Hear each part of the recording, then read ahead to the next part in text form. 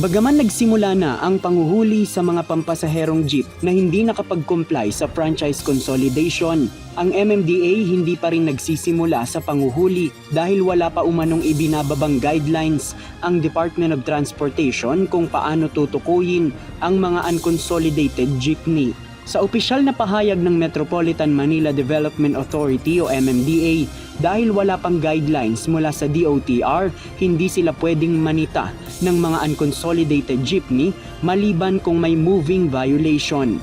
Pero ayon sa Department of Transportation, obligasyon naman ng MMDA na manghuli ng mga kolorom vehicle.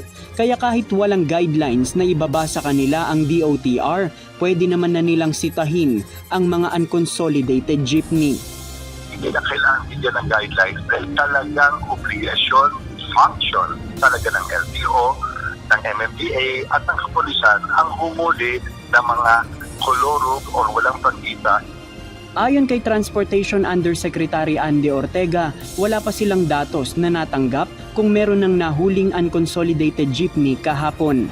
Pero batay sa kanilang assessment, hindi na rin naman bumiyahe ang mga unconsolidated jeepney dahil na-issuehan na ang mga ito ng show cause order at alam na rin nilang mahuhuli sila sa kalsada. Sa report namin, wala akong report na may nahuli.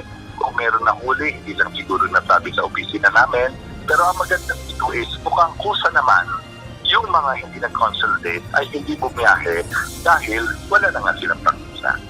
Sinagot din ng DOTR ang pahayag ng mga miyembro ng Manibela at Piston na bibiyahe pa rin sila at posibleng manlaban sa mga otoridad kapag hinuli sa kalsada para ma-impound. Panawagan ng ahensya sa mga transport leader na wag nang ipasada ang mga jeep para maiwasan ang 1 taon na suspensyon ng driver's license, 50,000 pesos na multa at impound ng jeepney dahil sa pagiging kolorum.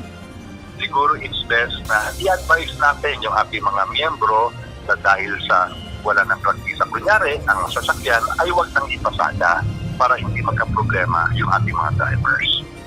JP Nunez, UNTV, News and Rescue. Diyos ang aming sandigan, serbisyo publiko ang aming pinahahalagahan.